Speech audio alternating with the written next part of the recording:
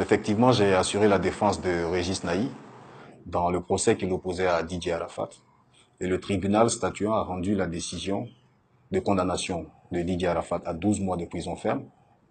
Le tribunal l'a condamné à 100 000 francs d'amende, à 20 millions de dommages-intérêts. Le tribunal a sorti sa décision de l'exécution provisoire en ce qui concerne 10 millions de francs sur les intérêts civils. Et le tribunal a enfin décerné un mandat d'arrêt contre Didier Arafat.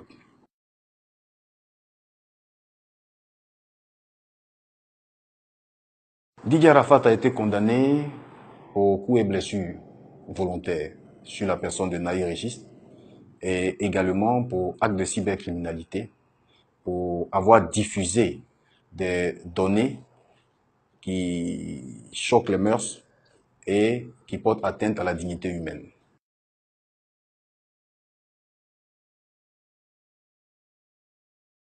Didier Arafat n'est pas mis aux arrêts parce que, première des choses, il n'est pas en Côte d'Ivoire.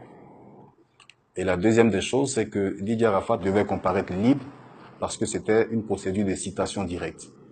Et dans cette procédure, le prévenu est libre de ses mouvements. Et si Didier Arafat avait été à cette audience, il comparaîtrait libre.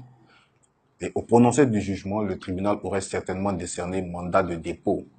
Mais comme Didier Arafat n'est pas là, il n'a pas comparu, alors le tribunal a décerné un mandat d'arrêt au fin de le rechercher et de le conduire à la maison d'arrêt et de correction d'Abidjan s'il est retrouvé.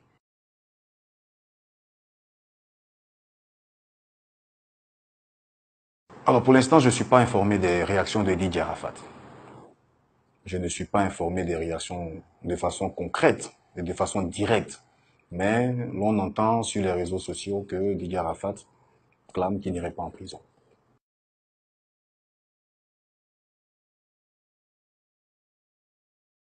Eh bien, Didier Arafat a le droit d'interjeter appel de cette décision, parce que c'est une décision rendue par un tribunal, une juridiction de premier degré, qui est à charge d'appel. Il a la possibilité, par lui-même ou via ses conseils, de faire appel de cette décision.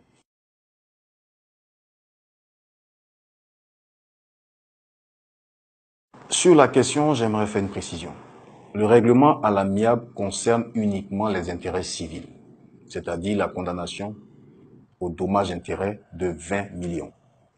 En ce qui concerne la condamnation à la peine de prison et à l'amende, c'est l'affaire du procureur.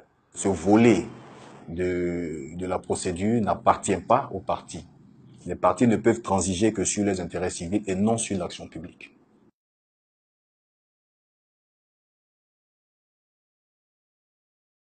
C'est de bonne guerre. Il a le droit de refuser la peine qui lui est infligée, mais la loi, c'est la loi.